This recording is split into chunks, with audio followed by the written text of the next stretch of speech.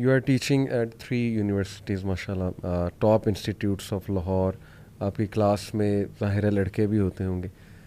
इसके अलावा भी माशाल्लाह काफ़ी आप मैनेजमेंट में इन्वॉल्व हैं, इस्लामिक इंस्टीट्यूट जैसे आपने मेंशन किया.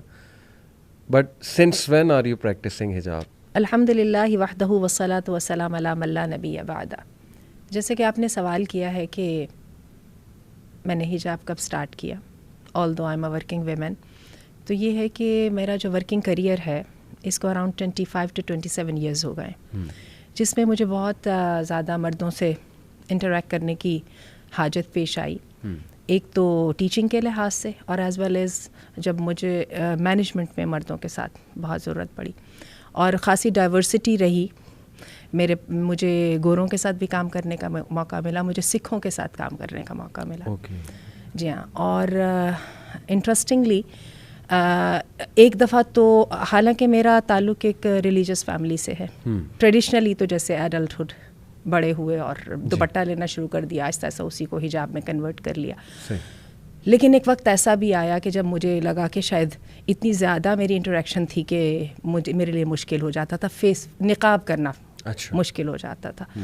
और कुछ आप ये भी कह लीजिए कि ढीली पड़ गई ना, तो वो चेहरे का तो पर्दा कुछ देर तक यानी मैं उसको नज़रअंदाज करती रही. ये नहीं कि मैंने उसको उतार दिया, लेकिन ये है कि वो हो जाता था. तो लेकिन ये है कि फिर अल्लाह ताला ने दोबारा तौफीक दी और कोताहियाँ तो अभी भी अपनी जगह पे हैं, लेकिन आई फील सो प्राउड. और जैसे कि मैंने आपको बताया कि बड़ी अजीब बात है, मुझे एक ऐसी कंपनी के साथ काम करने का मौका मिला जो न्यूजीलैंड से थी. अच्छा. और वहाँ से मुझे माशाल्लाह इतने ज़्यादा वो लोग सवाल किया करते थे. पहले ख़वातीन की तरफ से सवाल होते थे और मर्दों की तरफ से वो जो आई वुड से कि जो अप्रिसिएशन होती थी उनकी आंखों में होती थी माशाल्लाह. और उसके साथ ही शायद मेरे अंदर वो कॉन्फिडेंस जो है वो बढ़ गया. और मैंने आपको बताया कि मैंने वो फेस कवर जो ना करने वाला वो जो लेज़ी एक पीरियड था उससे मुझे निकाला उसी एप्रिसिएशन और लाइकिंग में. मैं ये बड़ी आपको अजीब बात बता रही हूँ. ये आपने एक बात की कि इसका मैं एक सवाल पूछना चाहूँगा कि क्या कभी आपको इस जर्नी में फ़ील हुआ कि हिजाब जो है वो एक ऑप्रेस करता है या एक बर्डन है? क्या ऐसी कोई फीलिंग थी? शुरू में जब मैं पाकिस्तान में थी और इस माहौल में रहती थी, कॉलेज जाते थे, हाई स्कूल जाते थे, तो उस वक़्त पता नहीं शायद इनसिक्योरिटी यहाँ पर थी.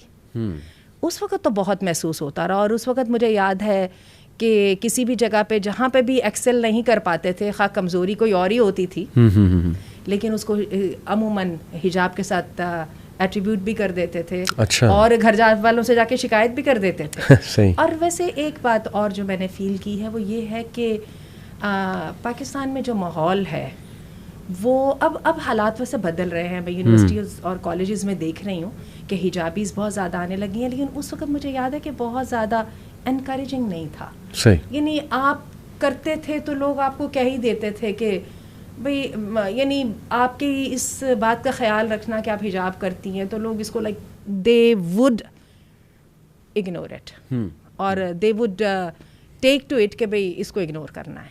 लाइक और क्या होता था, ख़वातीन का सेटअप है तो बिला वजह उसमें जो वो एक मेल पियोन होता था तो उसकी भी जो वो मूवमेंट को ज़रा भी रेस्ट्रिक्ट नहीं किया जाता था. सही.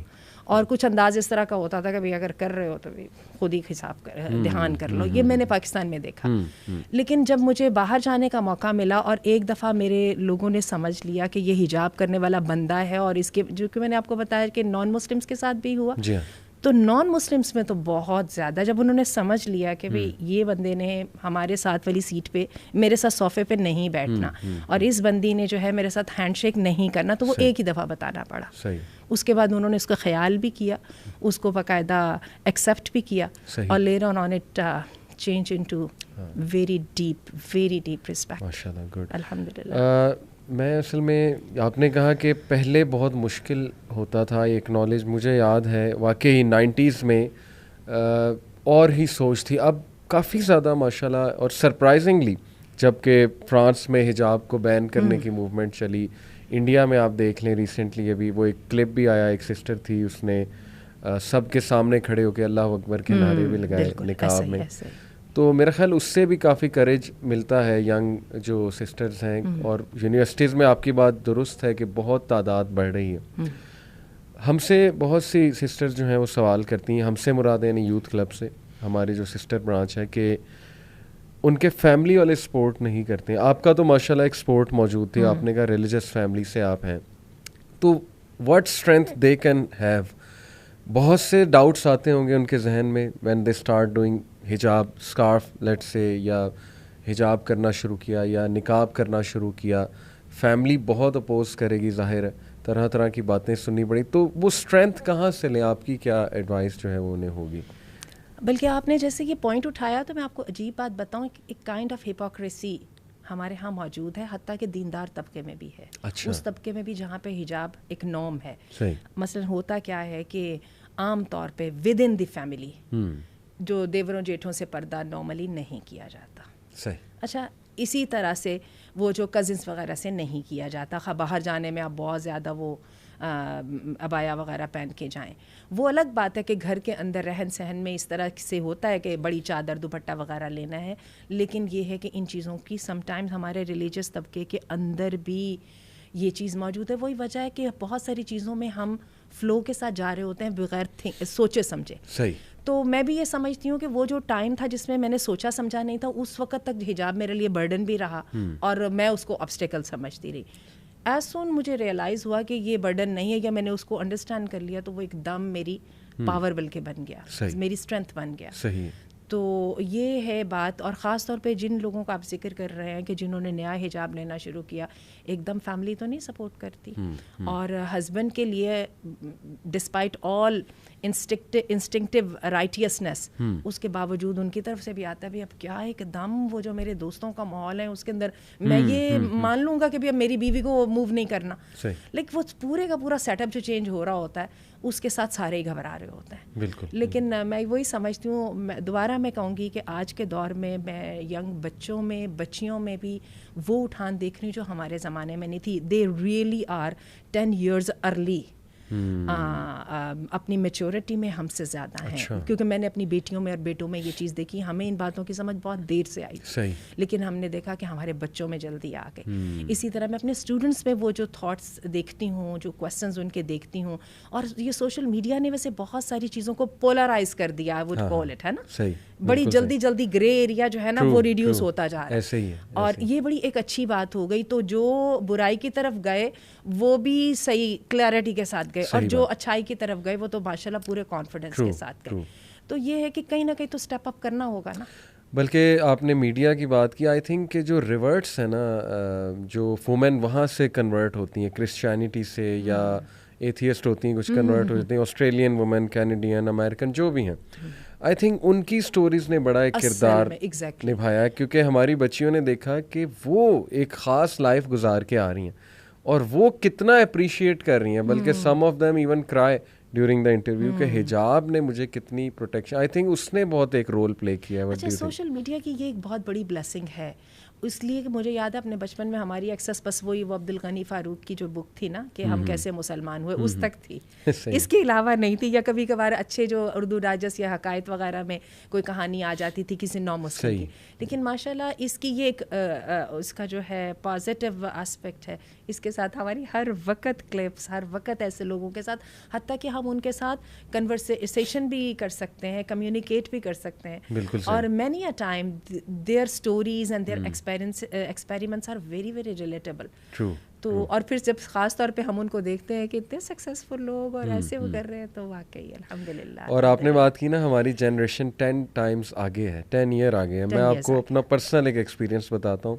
एक हमारे बड़े चाहने वाले हैं, बड़े अच्छे इंसान, उन्होंने मुझे बुलाया अपने घर, तो उनके बच्चे माशाल्लाह लम्स में पढ़ रहे हैं, अच्छे टॉप इंस्टीट्यूट्स में पढ़ रहे हैं। उनकी बेटी थी and she was 8 year old and you won't believe, उन्होंने कहा इसके कुछ सवालात हैं। मैंने कहा बच्चों के क्या सवालात होने, throw it, let's face it. उस बच्ची ने सवाल किया कि सर औरतों को हिजाब को क्यों हुक्म है, मर्दों को क्यों नहीं। अब मैं एकदम आई वाज स्टार्टल्ड, और मैं तैयार नहीं था इस सवाल के लिए। उसने कहा कि नहीं सर मुझे नहीं समझ आती इसकी। तो 8 साल की बच्ची, ये कम से कम 20 साल का बंदा पूछे Exactly. तो मैं कहता हूँ मुझे समझ आती है। एनीवे उसने शायद कहीं सुन लिया हो या जो भी था। इसका अब क्या जवाब, क्योंकि ये बहुत से लोगों का आर्गुमेंट है कि नहीं मर्द और वुमेन इक्वल हैं, तो मर्द क्यों नहीं हिजाब करते, या मर्द क्यों नहीं जाए, औरत क्यों पर्दा करे, आप नजरें क्यों नहीं झुकाते। तो ये एक आर्गुमेंट आपको पता है बन जाता है, और हमारे सिस्टर्स के बच्चियों के जहन में ये बात है कि हम क्यों करें। तो इसको आप कैसे जो है वो एड्रेस करेंगे अगर आपसे ये क्वेश्चन होता? इसको बहुत सिंप्लीफाई करना वैसे मुश्किल है ना, ये नहीं बिल्कुल एक ऐसा आंसर जो 2 जुमलों में है और 8 साल के बच्चे को सेटिस्फाई कर सके, खासा मुश्किल है। तो बात ये है कि फिर हम हिजाब को इस तरह से लेंगे, इसका फिर हम स्टार्ट यहाँ से लेंगे कि एक बैरियर है। हिजाब का लफ्ज़ी मतलब ही बैरियर है ना, एक रुकावट है, पर्दा है। अब इस पर्दे के ज़रिए अल्लाह ताला दोनों जेंडर्स को एक सेफ़ डिस्टेंस पे रखना चाहते हैं। ठीक है, अब सेफ डिस्टेंस में रखने के लिए इंटरेक्शन तो होगी ना, सही, ठीक है, उसके लिए सेफ डिस्टेंस भी होगा। उसके लिए औरतों को एक ख़ास प्रोटोकॉल का करना होगा, जिसमें कवरिंग शामिल है। वो प्रोटोकॉल मर्द भी फॉलो कर रहे हैं, नज़रें भी झुकानी है, औरतों के साथ एक कमरे में अकेले भी नहीं बैठना, जो है फिजिकल टच भी दोनों की तरफ से ममनू है। ठीक है, और ये है कि फिर वो सब कुछ आएगा, लेकिन यहाँ पे एक चीज़ एडिशनल है, और वो क्या है, कवरिंग। अब ये है कि इसको सबसे, इसका तो सादा सा आंसर ये है, ये अल्लाह का हुक्म है। अब मेरे से बच्चियाँ पूछती हैं, मैम अब बताइए ना, हम 100 बंदे यहाँ पे बैठे हुए और ये जो आपके ये प्रोजेक्टर ठीक करने वाले आ गए, अब हिजाब हमने करना है कि इनको करना है? बात तो दुरुस्त है, एक बंदे को करा दो तो सारी 100 गए। हमने किस लिए करना है? हमारे अल्लाह ने हुक्म। Excellent, excellent. और हमें ये है जो बेसिक डिफरेंस है। ठीक है, 100 औरतों को कवर करना है एक मर्द की मौजूदगी में, नताइज फुलिश हों जो जैसे मर्जी, बिल्कुल सही, लेकिन ये अल्लाह का हुक्म है। सो पहले जो सबसे हिजाब की जो सैंक्टिटी है वो इसकी होलीनेस में है, सीक्रेटनेस में, सही, और ये हमारा अपने रब के साथ वादा है। और हिजाबी औरत के लिए जो पहला तमगा, जो पहला मेडल है, वो ये है, वो अल्लाह वाली है, और वो शरीफ औरत है। ये और ये अल्लाह ने कुरान मजीद में कहा है, ज़ालिका अदना अन युरफ़ना। लोग कहते हैं कि आप हिजाब करवाते हैं तो औरत को गुम कर देते हैं। अल्लाह कहता है मैं हिजाब करवाता हूँ तो औरत को मैं नुमाया करता हूँ। ज़ालिका अदना अन युरफ़ना, इस आयत का मतलब ही यही है, ये ज़्यादा करीब है। ए नबी, अपनी बीवियों को, बेटियों को, अपनी ख़वातीन को कह दो कि जब निकलें तो युदनीना अलैहिन्ना मिन जलाबिबिन्ना, अपने पर कपड़े डाल के निकले। ज़ालिका अदना अन युरफ़ना, ये ज़्यादा करीब है कि वो पहचान ली जाएं। क्या पहचान ली जाएं भाई? उनको प्रोमिनेंट कैसे कर दिया जाए। और हमें कहा जाता है, आप जी हिजाब करके इसलिए बैठी है ना, आप अट्रैक्शन अट्रैक्ट करना चाह रही हैं, अटेंशन सीख कर रही हैं। अल्लाह चाहते हैं ये औरत जो है ना सिंगल आउट होनी चाहिए, ये स्टैंड आउट करनी चाहिए। ये शरीफ औरत है, ये यहाँ पे किसी खेल कूद के लिए नहीं निकली हुई कि इसको एक्सप्लॉइट किया जाए। ये बाइज्जत औरत है और किसी बाइज्जत काम से निकली है। इसका जो आपने अभी बात की, इसका कुछ लोग काउंटर ऐसे करते हैं कि नहीं देखो, ख़वातीन बुरखे में जाके भी तो कोई इमोरल एक्ट करती हैं।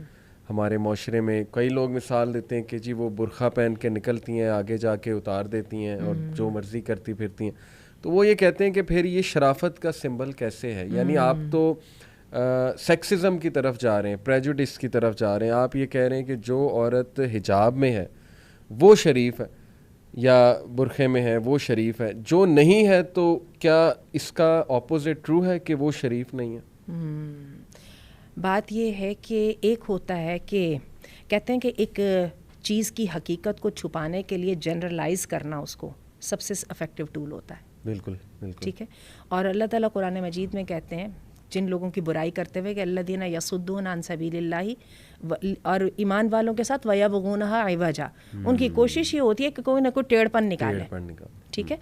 अब बात ये है कि बुरे एक्ट को बुरा कहने के साथ अगर साथ ही हिजाब को भी बुरा कह दिया जाए तो मसला हल हो गया ना उनका। ठीक है ना। सही। यही वजह, आपको याद होगा BBC ने एक दफ़ा जमात इस्लामी के अमीर से जो है वो इंटरव्यू किया था और कहने लगे ये बताएं कि जी ये जो होमोसेक्सुअल्स हैं ये फिर मुसलमान नहीं है? ठीक है, उन्होंने कहा जी मुसलमान है। अगर वो मुसलमान है तो फिर होमोसेक्सुअल भी हैं तो ठीक है ना, दैट्स ओके। उनका ओके नहीं है, ये ओके नहीं है। तो बात है कि वर्ड गेम से हम निकल जाए।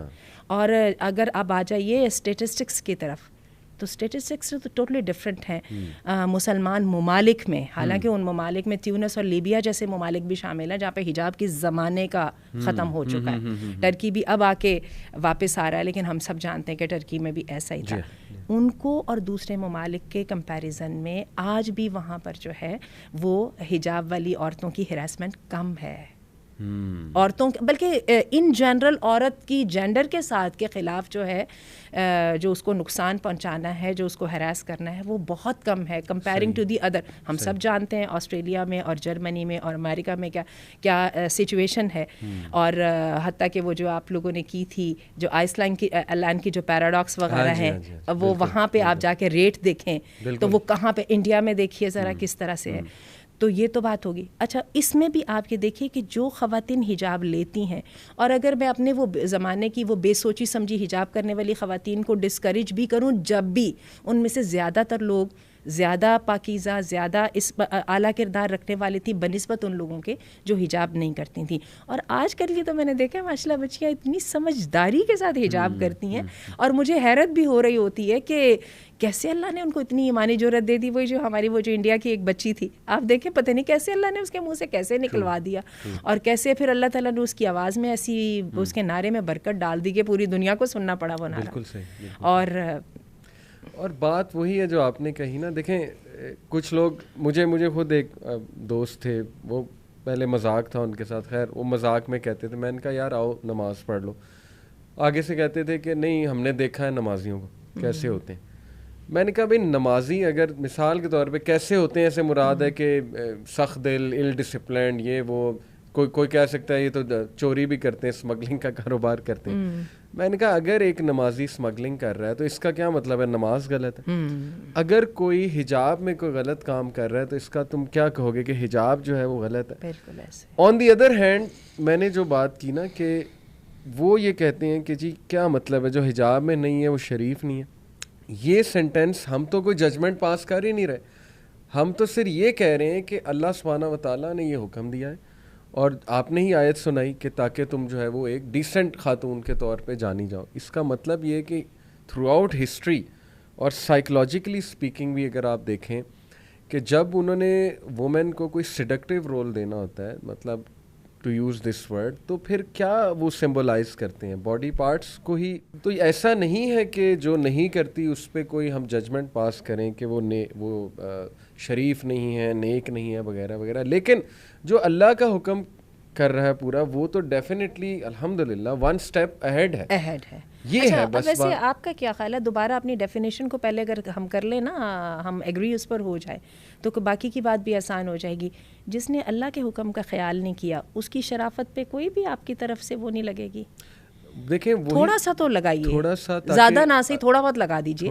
मैं ये नहीं कहती वो परवर्ट है, मैं ये नहीं कहती कि वो लाजिमन बुरी हैं, लेकिन एक बात पक्की है कि मुसलमान होने के बावजूद उन्होंने अल्लाह के हुक्म का ख्याल नहीं किया। उन्होंने एक इर्रिस्पॉन्सिबिलिटी का सबूत दिया ज़रूर। आप ही के मुंह से हो, क्योंकि अगर मर्द ये बात करता है तो फिर जाहिर है कि हम पे सेक्सिस्ट होने का या मेल शोविनिज्म का या पेट्रियार्की का एक लेबल लगता है। मैं इसीलिए चाहता था कि ये बात आप ही समझाएं कि डेफिनेटली सर कवर करना इसके बारे में तो किसी आलिम का, मेरा नहीं ख्याल, मॉडर्न से मॉडर्न भी आप आलिम उठा लें, यू वॉन्ट फाइंड कि वो कहे कि ये बिल्कुल ठीक है सर कवर ना करना। आई थिंक इतना तो सारे ही कंसेंसस एग्री किए हुए हैं, और मैं चाहूँगा कि आप एडवाइस खास करें, क्योंकि for the sake of sincerity ये प्रोग्राम सिर्फ हम इसलिए कर रहे हैं, किसी को बैश करने के लिए नहीं।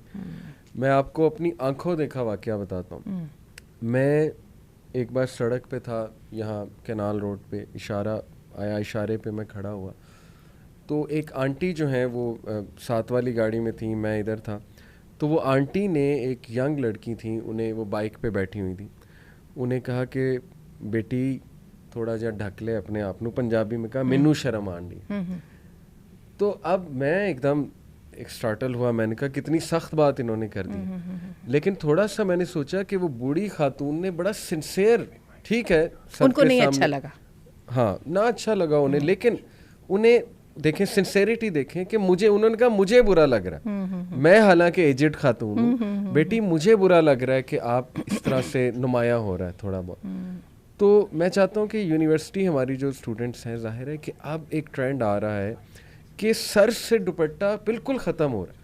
आपने देखा है कि चले ओल्ड पीटीवी को देख लें, न्यूज़ कास्टर सर पे दुपट्टा लिया करते और बड़ा कुछ था सिंबॉलिकली सही, सिंबॉलिकली सही, जो भी था चले, लेकिन ये कि एक वो था, एक ड्रेस कोड था। अब ये ट्रेंड ख़त्म हो रहा है दुपट्टा लेने का या अपने आप को कवर करने का। मैं चाहता हूँ कि इस पे और खुल मुझे के कई बात दफ़ा ना एक ग्रेट डिस्क्रिपेंसी भी नज़र आ रही होती है। हम देख रहे होते हैं कि पॉडकास्ट हो रही होती हैं और उसके अंदर उन्होंने कई दफ़ा उलमा को भी बुलाया होता है, बहुत डिसेंट लोगों को बुलाया होता है जो पॉलिटिक्स पे अपनी बड़ी सॉलिड राय दे रहे होते हैं, और उसके सामने मैं उनको देखती हूँ, उनका इतना वो बचगाना सा अंदाज़ होता है, वो बाल खोल के और वो इस तरह से बैठी होती है, वो दोनों की ना वो उनकी अप्रोच मीट नहीं कर रही होती। चलिए, आपने ये वाला वाक़या सुना है तो एक वाक़या आपको मैं भी सुना देती हूँ। अल्लाह ताला कई दफ़ा बात में बरकत डाल देते हैं। मेरे जो दामाद हैं वो मोरक्कन फ्रेंच हैं, he is a French man. अच्छा। अल्लाह ताला ने हदायत दी तो फिर दीन की तरफ आ गए, पाकिस्तानी लड़की से शादी भी कर ली, बेटी मेरी माशाल्लाह हिजाब करती हैं, निकाब लेती हैं और बड़े पैशनेट हैं मेरे दामाद, अल्लाह ताला उनके इस जज्बे में बरकत डाले। तो एक दफ़ा क्या हुआ कि हम कोई दुबई में बहुत बड़े सारे मॉल में गए और वहाँ पे हमारी कुछ पाकिस्तानी ख़वातीन थी जो इसी तरह से नामुनासिब से मुरादे कपड़े दुपट्टे वपट्टे नहीं लिए हुए थे, बाल खोले, तो कोई ज़्यादा नामुनासिब नहीं, इस तरह से कपड़े पहन के थोड़ा सा हू हा भी कर रही थी। उनके मर्द भी साथ थे। तो ये मेरे जो दामाद हैं वो हमें ये कह के कि मैं तो ज़रा उनसे बात कर रहा हूँ, और हमें तो एहसास ही नहीं हुआ वो क्या बात करने जा रहे हैं। जाते उनमें से उनका किसी मर्द का था, किसी मर्द को उन्होंने कहा कि मैं I speak with your ladies, और वो इतना उनका एब्रप्ट और इतना वो स्पॉन्टेनियस वो था क्वेश्चन कि वो बेचारे ना भी नहीं कर सके, वरना होते तो वो एक दो दफ़ा तो घूर के देखते कि भाई हमारी लेडीज़ से आपके बात करने का मतलब। And he directly approach to them और उसने कहा मेरी बात सुने, मेरी बीवी पाकिस्तानी है और मैंने बहुत पाकिस्तानियों को एस्टीम के साथ देख के उससे शादी की है, आप पाकिस्तानी हैं, मुझसे बर्दाश्त नहीं हो रहा, मैं तो आपके बारे में तसव्वुर भी नहीं कर सकता। कुड यू इमेजिन उनकी पता नहीं अप्रोच में ये डायरेक्टेडनेस थी, सिंसेरिटी थी, एकदम उन लड़कियों ने फ़ौरन किया और उनके जो मर्द आसपास थे, इट वर्कड। उस वक़्त मेरे दिल के अंदर ये बात आई था, या मैं समझती हूँ डायरेक्टेडनेस थी और सिंप्लिसिटी थी, इट वर्कड। उन्होंने एकदम अपने दुपट्टे सरों पे लिया और शर्मिंदा हुई और उनके मर्दों ने बिल्कुल बुरा नहीं माना। तो मेरा ख्याल ये है कि वो हम इखलास को भी ज़रा अपने अंदर लाएं और साथ जो है ना अपनी एक्सपेक्टेशंस को हम क्लियर वाज़े भी करें, ठीक है, बजाय एतराज़ बनाने के और वो रखने के। तो आई रिमेंबर का, और मुझे याद है मुझे इससे बहुत इंस्पिरेशन मिली थी, तो I try to acquire the same directedness इंशाल्लाह। सिंसेरिटी हो तो लोग बात सुनते हैं और वो वाजे हो जाती है वो सिंसेरिटी, आई बिलीव के सेंटेंसेस में। अभी रिसेंटली मेरे एक दोस्त हैं, उनकी खाला यहाँ पर आई अमेरिका से, शिफ्ट हो गई यहाँ पे पाकिस्तान में। ही सेड कि उन्होंने अपनी बेटी को A लेवल में किसी स्कूल में कराया, लाहौर के कोई मशहूर स्कूल में, एंड ही सेड कि शी वाज शॉक्ड कि इतना खुला माहौल और इस तरह की चीज़ें तो मैंने अमेरिकन स्कूल्स में नहीं देखी जो यहाँ पाकिस्तान में स्कूल्स में, टॉप नॉच स्कूल्स में हो रही हैं। ही सेड कि मैं तो ये समझ के आई थी कि पाकिस्तान में कुछ कंट्रोल होगा, लाहौर में कुछ कंट्रोल होगा, और लिटरली मैं आपको उनके अल्फाज नहीं बता सकता जो उसने मुझे बताया कि शी सेड कि यहाँ जिस तरह के लिबास पहने जा रहे हैं, मतलब एज इफ़ कि हम कॉम्प्लेक्स में हैं। दर्जियों के इनोवेशन, वो तो दर्जियों के तो वो तो अल्लाह माफ़ करे जिस तरह के लिबास सिए जाते हैं, लेकिन she said, he told me कि शी सेड एज इफ़ कि हम किसी इन्फीरियॉरिटी कॉम्प्लेक्स में हैं कि शायद इस तरह का लिबास पहनने से हमारी इज्जत होगी या इस तरह का लिबास पहनने से हम मॉडर्न कहलाएंगे, जबकि शी सेड कि गोरों की ऐसी थिंकिंग नहीं है। अच्छा, उसको मैं आपको थोड़ी सी डिफरेंस बताती हूँ, वजह क्या है जी। ये वजह सेकुलरिज्म और रिलीजियस होने का नहीं फ़र्क है। गोरों में ये है कि वो आपकी इंडिविजुअलिटी की और आपकी ह्यूमैनिटी की रिस्पेक्ट करते हैं, ठीक है, वो जो भी उनकी है मोरालिटी है, बिजनेस मोरालिटी कह लें, जो भी वो करते हैं। हमारे यहाँ पर ये होता है कि ये जो कल्चर को फिट इन का कल्चर कहा जाता है और इसके साथ इसके ऊपर बड़ा प्रेशर बिल्ड किया जाता है। जो बंदा ज़रा सा इस कल्चर से आगे पीछे होने की कोशिश करता है उसको बहुत टफ टाइम से देखना पड़ता है, ना सिर्फ अपने फ्रेंड्स की तरफ से, अपने टीचर्स की तरफ से, सही, हत्ता कि आपको अपनी जो मैनेजमेंट है उसकी जानिब से बिल्कुल इसको फ़ौरन ग्रज की तरह होल्ड कर लिया जाता है, क्योंकि आपकी इस इंडिविजुअलिटी को कोई रिस्पेक्ट नहीं देता कि आपने कोई चीज़ अपनी चॉइस से की है and you have a right to keep sticking to it. ये एक फ़र्क है, इसको हमें समझना है। हालांकि मगरिब में जिन ख़वातीन ने हिजाब पे आर्ग्यूमेंट को विन किया है, उन्होंने किया इस बिना पे है कि जब तुम नंगे रहने की इजाज़त दे सकते हो तो हमारा हक कहाँ गया चॉइस का? बिल्कुल सही है ना, हमारे चॉइस है, हमने कवर करना है, हमें कम से कम कवर करने की चॉइस तो दे दो। बाकी बातें हम बाद में करेंगे, हम क्यों करते हैं, लेकिन जब तुम नंगे रहने के ऊपर हम तुम पे एतराज़ नहीं कर सकते तो हमारे उसको तो कर लो ना। बिल्कुल ठीक। मैं एक इंस्टीट्यूट में गया तो मैंने वहाँ पे खुल के बात कर दी मैं कर देता हूँ ऐसी बात। मैंने बच्चों से कहा कि बेटा, एक होता है कि लोग नेचुरली इस बैकग्राउंड से आ रहे हैं कि वो शुरू से ख़ास लिबास पहनते आ रहे हैं। आई डोंट ब्लेम देम, इंशाल्लाह उन्हें हम समझाएंगे, अल्लाह ने चाहा समझ जाएंगे। लेकिन तुम लोग जिस बैकग्राउंड से आ रहे हो मुझे पता है, सबको हर यूनिवर्सिटी की एक टाइप होती है, वो उसकी ऑडियंस मुझे पता थी। मुझे बहुत अफसोस हुआ है कि तुम लोग जिस बैकग्राउंड से आ रहे हो, तुम लोगों ने यहाँ आके जो अपना लिया, जो ड्रेसिंग अपना ली, मैं दोनों से बात कर रहा हूँ, जो तुम्हारी हरकत मैं देख रहा हूँ, मैंने खुल के वहाँ पे बात की, उनका मुझे बहुत अफसोस हुआ है, तुम लोग फेक लग रहे हो।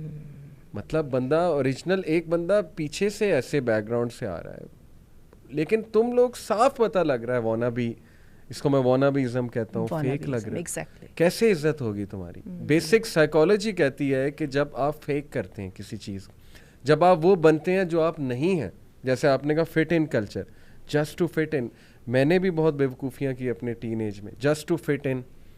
हम एक ग्रुप को देखते थे, बहुत सो कॉल्ड कूल ग्रुप है, तो फिट इन होने के लिए हम बड़ा कुछ करते थे, हमसे भी कोताहियाँ हुई, समझ नहीं थी, पता नहीं था, तो मैंने उन्हें समझाने की कोशिश की और सुनी उन्होंने मेरी बात।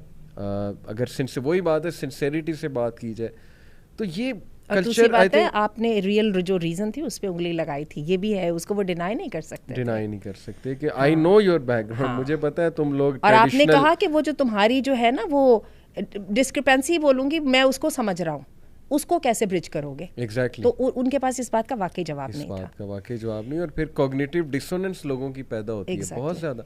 कई लोग आते हैं वो अंदर से बहुत अफसुर्दा होते हैं, उनका एक तजब्जुब का शिकार होते हैं। वजह क्या है कि फैमिली कंजर्वेटिव है, यूनिवर्सिटी में आके टोटली एक खुला माहौल देखा है। मैंने खुद अपने यूनिवर्सिटी टाइम में लड़कों को नमाज़ें छोड़ते देखा, दोनों को मैं कहूँगा, दोनों को मैं बता रहा हूँ। कई लड़कियों को हिजाब उतारते देखा, just because of peer pressure. I sympathise with them in the sense कि ठीक है, बहुत एकदम आप कह लें कि डिफरेंट साइड देखें तो शायद वही जैसे आपने किसी दौर में चैलेंज किया था कि यार ये तो एक बर्डन है, पता नहीं मैं क्या करती रही हूँ या क्या करता रहा हूँ, लोग ऐसा सोचते हैं। तो आई थिंक यहाँ पर दो चीज़ें मैटर करती हैं, एक ये कि क्या आप इसको अल्लाह का हुक्म समझ के कर रहे हैं, और क्या आप जानते हैं कि अल्लाह है कौन।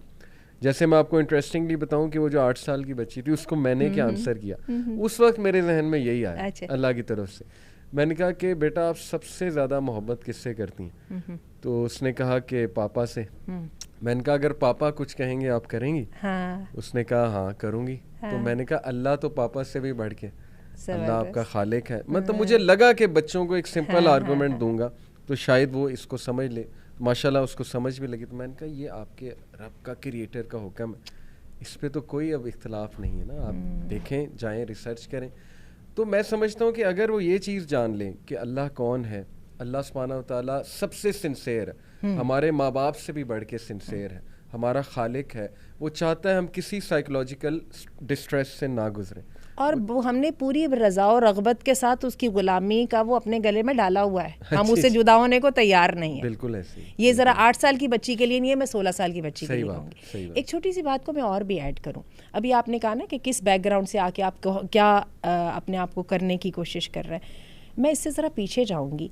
मैं आपको बताऊँ, हया की बैकग्राउंड हर जगह पे एक है।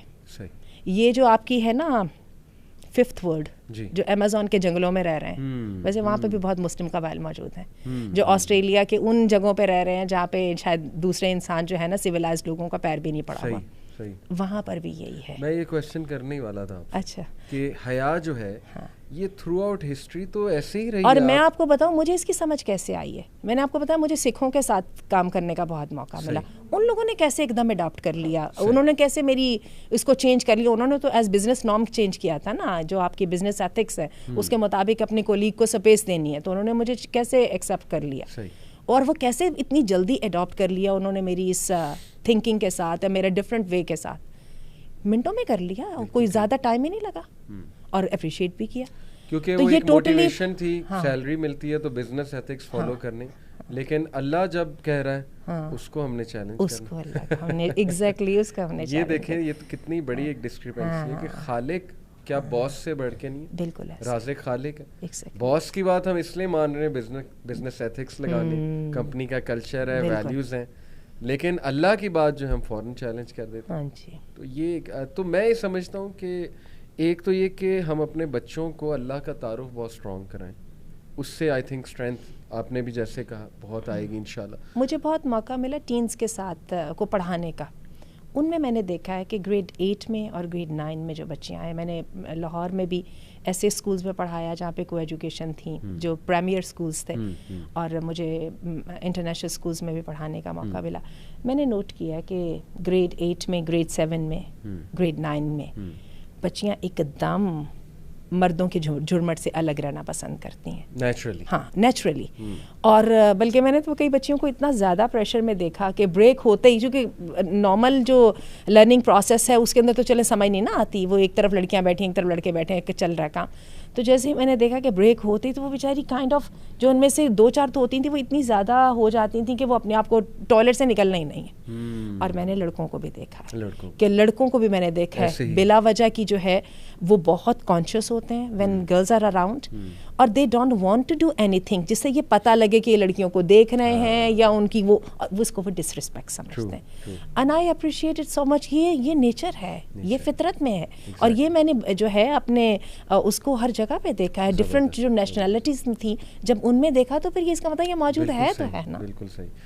और मैं यही बात करना चाहता था कि हया का जो कॉन्सेप्ट है मॉडेस्टी का, थ्रू आउट हिस्ट्री उठा के आप देख लें वो तो चला आ रहा है। जैसे एक ख़ास किस्म का लिबास, अल्लाह माफ़ करे, आपने ऑर्थोडॉक्स ज्यूज़ का लिबास देखा है जो उनकी ख़वातीन का ये इस जैसा है? जी जी, ये जी।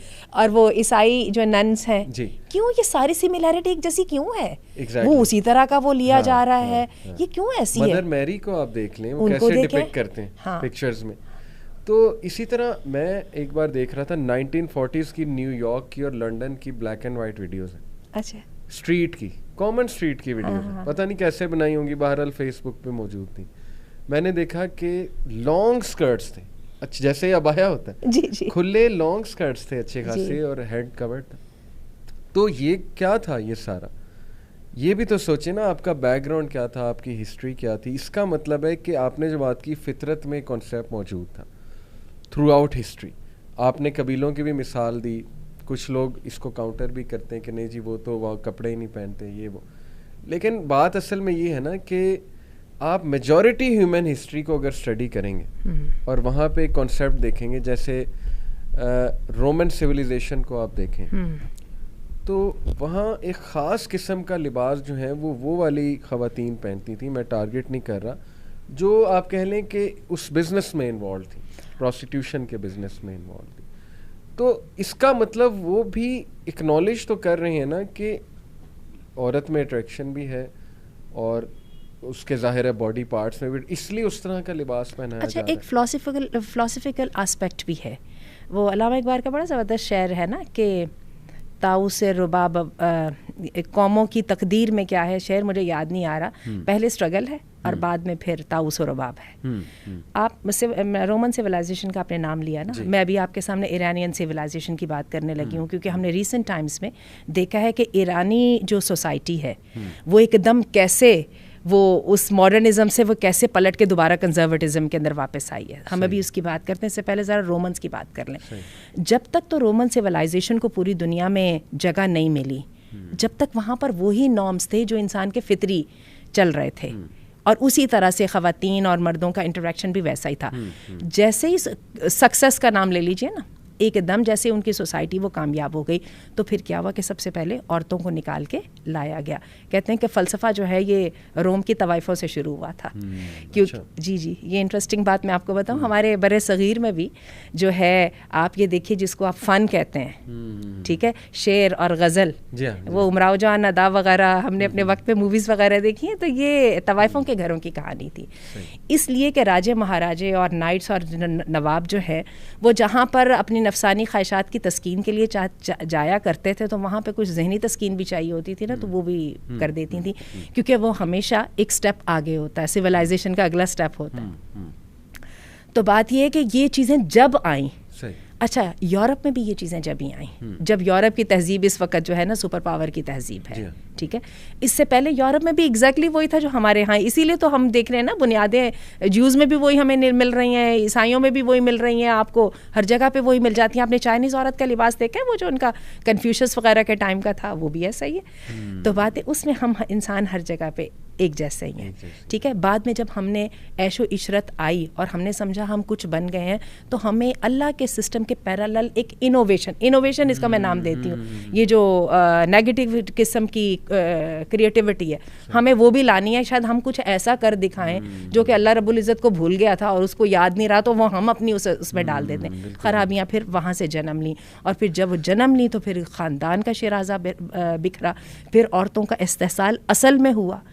फिर वहाँ पर आज हम तो रोमन की बात करते हैं, आज आप देखिए इस दौर के अंदर वो कहते हैं कि ये जो सेक्स वर्कर्स हैं इनको भी अप्रिशिएट करें, ठीक है। तो यानी आपने औरत का जो इस्तेहसाल है उसको आप कह रहे हैं कि इसको वैलिडिटी दे दो। बिल्कुल ट्रू। इतनी बड़ी बात आपने कर दी, आपको वही कहते हैं दिल नहीं कांपा ये बात करते हुए। असल में पता है मीडिया ज़ाहिर है दजाली फितना है, एक डिसेप्शन है। मैं आपको बताता हूँ कि कितना आसान है हमारी नौजवान नस्ल को और आम लोगों को जो इमोशनल है नेचुरली, उन्हें इमोशंस के थ्रू किसी चीज़ के बारे में कायल कराना और पब्लिक ओपिनियन बनाना। देखें अबॉर्शन का इन्होंने लॉ पास कराना ना, तो क्या करते हैं, एक इंतहाई दुखी स्टोरी, एक ऐसी जवान लड़की की जिसको जाहिर है इलीगल इससे जो है प्रेगनेंसी हो गई, उसका वालिद पक्का क्रिश्चियन था, उसने बहुत जुल्म किया, उसने कहा नहीं अबॉर्शन नहीं करानी, जिसकी वजह से वो बच्चा हुआ, उसकी ज़िंदगी तबाह हो गई। ये वो पूरा नैरेटिव बिल्ड हो रहा है, मतलब उसको विक्टिम दिखा के। ठीक है, वो उसका दुखी होना ये एक अलग टॉपिक है, लेकिन जस्ट बिकॉज वो दुखी है और ये सारे मसले पैदा हुए तो लिहाजा अबॉर्शन जो है वो जायज़ है। इसी तरह होमोसेक्सुअलिटी, अब ये अबॉर्शन करवाया कौन करेंगी, जो उस लड़की के सर्कमस्टांसिस के जिनके साथ जिनका दूर दराज का कोई nothing to do with that. बिल्कुल जिन्होंने बाद में कोई, यानी ये जो रूल वो बनाने की कोशिश कर रहे हैं, जिस बुनियाद पे बनाने की कोशिश कर रहे हैं, उस बुनियाद का उन हालात से कोई ताल्लुक नहीं जिसमें प्रो अबॉर्शन को मॉडर्न होने की निशानी समझा जाता है, न्यू नॉर्मल कहा जाता है। बिल्कुल ऐसी। इसी तरह होमोसेक्सुअलिटी को आपने नैरेटिव को बिल्ड करना है तो आप क्या करेंगे, आप एक ऐसा इंसान दिखाएंगे जो लड़कियों की तरह था। और ऐसे आई थिंक नेचुरली होते हैं, कुछ लड़कियां मस्कुलिन साइड पे ज़्यादा होती हैं, कुछ मर्द फेमिनिन होते हैं, उनकी चाल फेमिनिन होती है। इसमें तो ये अल्लाह की क्रिएशन है, जाहिर है कि केमिकल इम्बैलेंस हो सकता है, हार्मोनल इम्बैलेंस हो सकता है। उनका अब दिखाएंगे मूवी में कि मजाक उड़ाया जा रहा है, उनको धुतकारा जा रहा है, जो कि होता है, ट्रू है। मैंने खुद देखा, हमारे भी स्कूल टाइम में कोई वो पिक कर लेते थे ना लड़का थोड़ा सा फेमिनिन, इतना मजाक उड़ाते थे कि आई एग्री कि वो पता नहीं किस डिस्ट्रेस से वो बच्चा गुजरता होगा या वो लड़की गुजरती होगी, टॉम बॉय टाइप जो है वो लड़की। ये एक अलग मौजू है, लेकिन वो क्या दिखाएंगे कि इतना बुली हुए, लिहाजा वो जो है उस साइड पे चले गए, होमोसेक्सुअलिटी में मुलविस हो गए क्योंकि उनको पसंद ही सेम जेंडर आता था। ये सारा नैरेटिव दिखा के वो कहेंगे कि इसलिए होमोसेक्सुअल के राइट्स को जो है वो तुम सपोर्ट करो। ये बिल्कुल इसी तरह मैं एक मिसाल देता हूँ कि मैं एक चोर पे मूवी बनाऊँ कि वो बचपन से जो है बुली हुआ है, उसके पेरेंट्स ने निगलेक्ट किया, ड्रग्स में पड़ गया, लिहाजा अब उसे चोरी की आदत पड़ गई, तो लिहाजा अब हम चोरों के राइट्स के लिए निकलते हैं। देखें, उसका चोर बनना वो एक दुखी स्टोरी अलग है, उस पर हमें सोशल वर्कर्स को काम करना है, साइकोलॉजिस्ट को काम करना है और रिलीजियस लोगों को मिल के काम करना है, पेरेंट्स को भी समझाना है, माशरे को भी दुरुस्त करना है। लेकिन आप उस तरफ आने की बजाय आप कह रहे हो कि नहीं चोर वो बन गया है, अब हमने चोरी को जो है वो सपोर्ट करना है। तो फिर हम इसको टेक्निकली कहेंगे कि अदल को और एहसान को अलग अलग रखना है। और अगर काजी के हाथ में आप दे दो कि तुमने एहसान करना है, तो फिर अदल का तो पीछे कुछ भी नहीं रहेगा। बिल्कुल ऐसे, ठीक है, तो आपको हार्ड डिसीजंस लेने पड़ते हैं, हार्ड डिसीजन लेने पड़ते हैं। और इन हार्ड डिसीजंस की जो बरक़ात हैं वो भी हैं। आप देख लीजिए जिन ममालिक के अंदर किसी हद तक भी शरई कानून राइज है, वहाँ पे आप क्राइम रेट देख लें। आपकी फैमिली के लिए बेहतर, आपकी नस्लें जो हैं वो संवर जाएंगी, और कितने इसके हम इम्पैक्ट्स जो हैं वो बयान कर सकते हैं। एक perspective just to wind up मैं और डिस्कस करना चाह रहा था कि पाकिस्तान एक हॉट जोन कंट्री है। मैं समझता हूँ पाकिस्तान के हालात थोड़े से मुख्तलिफ भी हैं। गल्फ़ में काफ़ी जो है ना वो डिफरेंस है, वेस्ट में काफ़ी डिफरेंस है। कैसे यहाँ पे पोलराइजेशन सेकुलर और लेफ्टिस्ट और राइट की मैं समझता हूँ बहुत एक्सट्रीम है। तो क्या आप समझती हैं कि कुछ रिलीजियस लोगों का रवैया भी गलत है? मैं यहाँ पे पर्टिकुलरली ख़वातीन की बात कर रहा हूँ कि लोग ना चिढ़ते हैं हिजाब वाली या निकाब वाली, क्योंकि हमारे बच्चियाँ कुछ इसलिए नहीं करती, वो एग्जांपल्स देखती हैं या कोट करती हैं कि ये देखो ये ऐसी होती हैं, यानी बहुत ज़्यादा सख्त मिजाज और रिजिड, बहुत रिजिड, बिल्कुल भी कॉम्प्रोमाइजिंग नहीं। तो लोग उस चीज़ को देख के हिजाब के कॉन्सेप्ट से ही डरते हैं, और इसलिए शायद उनमें एक रेजिस्टेंस है, रेबेलियसपन है। इस पर्सपेक्टिव से हम स्पेशल माइंडसेट की वजह से आपको लगता है रिलीजियस लोगों से भी गलती होती है? बहुत ज़्यादा। बल्कि आपको याद होगा कि जो हमने पहली talk women as change agent में की थी, हमने उस वक्त ये बात कही थी कि होता क्या है कि इस तरह के जब इशू रेज होते हैं ना, तो जो तो रिलीजियस तबका है, वो जो मर्दों के अंदर एक शॉविनिज्म है, ठीक है, जो कि नेगेटिव लिमिट्स तक को टच कर सकती है, जिसको अल्लाह ने बड़ी अक्लमंदी और बड़ी समझदारी के साथ सिस्टम में रखा है। सही। और उसकी सिर्फ और सिर्फ खैर उससे हासिल की है। और ये आपने कहा था इंस्टिंक्टिव है, ये इंस्टिंक्टिव है, ठीक है। अच्छा, रिलीजियस तबका क्या करता है कि वो उसको प्रोटेक्ट करने के लिए वो इस्लाम के वो वाले कानून को ले आता है सामने, जो कि मर्दों की एक दर्जा फजीलत के ऊपर है। अच्छा, इसके मुकाबले में सेकुलर तबका क्या करता है? उनका असल मकसद इस्लाम को ख़राब करना है, दीन को ख़राब करना है, अल्लाह के साथ अपने ताल्लुक के ऊपर तेशा चलाना है। वो क्या करते हैं कि वो जो इस तरह के हमें एक्सेप्शन, जो हमें वाक़यात मिल जाते हैं जो कि हमारी अखलाकियात की ख़राबी की वजह से होते हैं, औरतों के ख़िलाफ़ हो गए, पर्दादार लड़कियों के ख़िलाफ़ हो गए वगैरह, इन वाक़यात को पकड़ के वो कहते हैं कि इसके साथ तेशा चलाओ अल्लाह के निज़ाम के ऊपर, उससे आज़ाद हो। ये इस तरफ शैतान है और इस तरफ जो है नफ्स के पुजारी हैं। तो ये है, यही वजह है कि मैं बड़े अफसोस के साथ कहूँगी कि कई दफ़ा हमारा जो रिलीजियस तबका होता है वो इन इश्यूज़ को एड्रेस नहीं कर पाता, despite all being impressed and everything. उनकी बड़ी ज़बरदस्त स्पीच और उनके कुरान और हदीस के रेफरेंसेस, और despite all my respect to them, some time it doesn't touch my heart. ठीक है, और दैट हैपन्स विद एवरीवन। और दूसरी तरफ इवन ये जो तबका है, इनका जो है नैरेटिव, ये भी तो मेरे हार्ट को टच नहीं ना करता कि मुझे भी समझ आ रहा है ये मेरे मसाइल को तो हल नहीं कर रहा, ये अपनी कोई और एजेंडा लेके चल रहा है। तो बात ये है कि अगेन फिर मैं दोबारा बात करूँगी डायरेक्टेडनेस के ऊपर आना। तो उसके ऊपर अगर बात करें तो कई दफ़ा बात तो बहुत सिंपल हो जाती है, और सिंपल बात ये है कि औरत और मर्द के ताल्लुक़ की दो नौइयतें हैं, एक है ह्यूमन लेवल है और एक है जेंडर लेवल है। जो जेंडर लेवल है ना, उसके अंदर औरत की, चूँकि मर्द के साथ एक फैमिली वाइज औरत की पोजीशन वल्नरेबल होती है। यही वजह है कि औरत को हिजाब के साथ, निकाह के साथ, इतनी ढेर सारी शराइत के साथ बांध के अल्लाह ताला ने एक मर्द को इजाज़त दी है उस औरत के साथ अपना साथ बनाने की। और अल्लाह ताला ने बड़ी अक्लमंदी के साथ वहाँ से पकड़ा है एक मर्द की जो है, जो रॉ एनर्जी थी और जो उसकी डिस्ट्रक्टिव नेचर थी, उसको अल्लाह ने कंट्रोल किया है एक सिस्टम बना के, जिसमें निकाह है, जिसमें वली का होना है, जिसमें हिजाब है वगैरह। अब ये है कि हमारी, और दूसरा लेवल है ह्यूमन लेवल। ह्यूमन लेवल पे औरत और मर्द का कहीं भी कोई मसला नहीं है, वहाँ पे औरत और मर्द इक्वल हैं। मैंने और आपने बिज़नेस करना है, किसी जगह पे ना हिजाब के कोई क्वेश्चन आता है ना कुछ आता है, उसमें तो ये बात आती है कि आंटी आप कितने पैसे डाल रही हैं और मैं कितने पैसे डाल रहा हूँ, और जब प्रॉफिट आ जाता है तो आप कहते हैं 50% मेरा और 50% मेरा। सही। उसमें तो कभी कोई मसला ही नहीं हुआ। सही। मुझे ये समझ ये आई थी कि ईरानी बच्ची थी, उसने ये इंटरव्यू दिया था और उसने ये बात कही थी, उसने कहा था बात ये है कि अल्लाह मुझे ये कहता है कि अपनी सेक्सुअलिटी पे कपड़ा डालो और मर्द के साथ इक्वल लेवल पे बात करो। अगर मैं वो वाला लिबास, वो जिस हमने अपनी वो दर्जी की इनोवेशन क्रिएटिविटी का भी क्रिटिसाइज़ किया है, अगर मैं वो लिबास पहन कर उस मर्द के सामने जाऊंगी तो उसको पता है कि ये इस्तेहसाली पॉइंट है, यहाँ पे मैं एक्सप्लॉइट कर सकता हूँ, तो फिर एक्सप्लॉइटेशन पे चीखे क्यों? फिर मत चीखिए ना। सही बात। आपको याद है मी टू के तहरीक जो इंडिया में स्टार्ट हुई थी? जी। ठीक है, ये मी टू के तहरीक को मैंने बड़ा उसमें वो लिया, तो बात है ठीक है, उसको बेसिकली मर्दों की के ख़िलाफ़ शुरू किया गया था और उसमें बहुत बड़े बड़े नामों को लाया गया था। फिर बाद में वो पाकिस्तान में आई, पाकिस्तान में फिर उस पर ड्रामे बने, फिर पाकिस्तान में यूनिवर्सिटीज़ में कैरियर्स डिस्ट्रॉय हुए और हम में से बहुत सारे लोगों ने पर्सनली उसको फील भी किया। अच्छा, बात तो सही है, तो आप जब वो लेने गई थी, नंबर लेने गई थी, मैं यहाँ पे उस लड़की की बात कर रही हूँ जो उस्ताद से नंबर लेने के लिए, असाइनमेंट के मार्क्स अच्छे लेने के लिए पहुँचती है।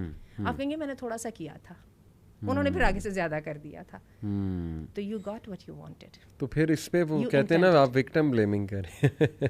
अगेन जनरलाइज कर ले तो जितनी मर्जी जनरलाइज कर ले, सही, ठीक है ना। अगर तो आपने इसको इसी तरह से लेके चलना है तो फिर तो मेरा और आपका आर्ग्यू करने का तो कोई फिर तुक ही नहीं बनता। तो अगर आपने मसले को हल करना है तो मसले का हल तो अल्लाह ने आपको बता दिया था।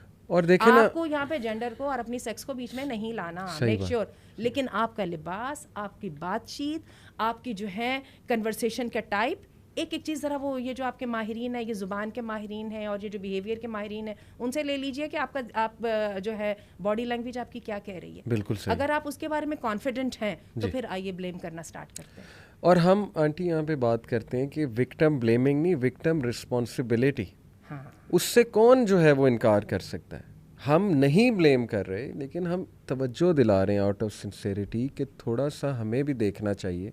मिसाल के तौर पे मैं पैसे पकड़ के यूँ लहराना शुरू कर दूँ स्ट्रीट में जाके, और उसके बाद जो है वो मेरी चोरी हो जाए, तो मैं उसके बाद देखूँगा तो सही ना कि मेरी तरफ से क्या गलती आई। हाँ, ये अंडरस्टैंडेबल है कि जब किसी के साथ कोई खुदा न खास्ता हादसा हो जाए, अल्लाह न करे रेप हो जाए, तो फ़ौरन से उसको कहना शुरू कर देना कि ये जी आपकी वजह से, वो फिर आई थिंक कि एक बहुत इंसेंसिटिव रवैया है, इंसेंसिटिव बात है।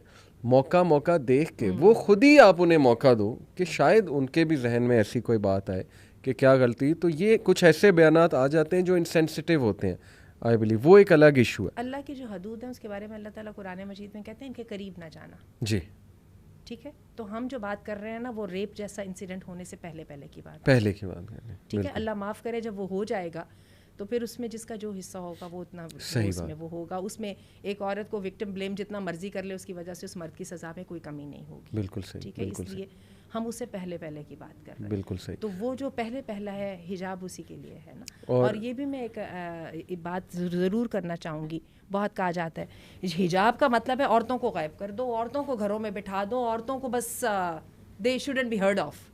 नहीं, हिजाब तो है ही औरतें बाहर जाने के लिए है। अच्छा, घर के अंदर रहेंगी तो हिजाब कौन करेगा भाई? हिजाब तो है ही बाहर के लिए।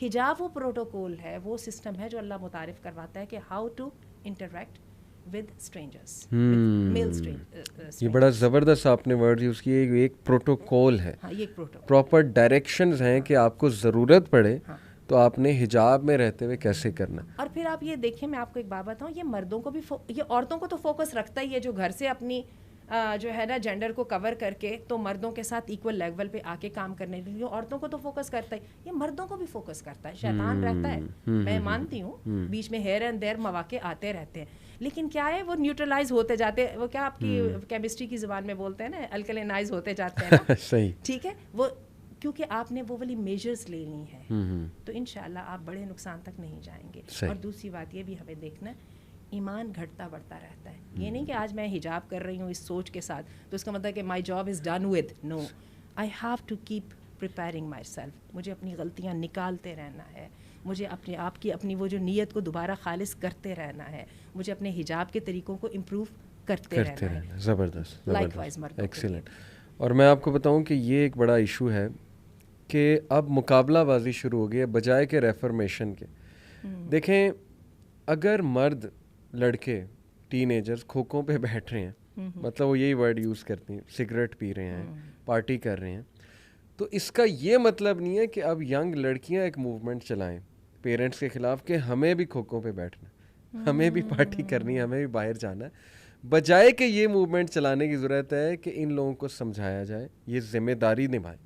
वो एक आर्गूमेंट आता है ना कि नहीं, लड़के इतना एंजॉय करते हैं, पार्टी करते हैं, बाहर जाते हैं, तो हम क्यों नहीं जाते, हमें इस्लाम ने घर में बंद कर दिया।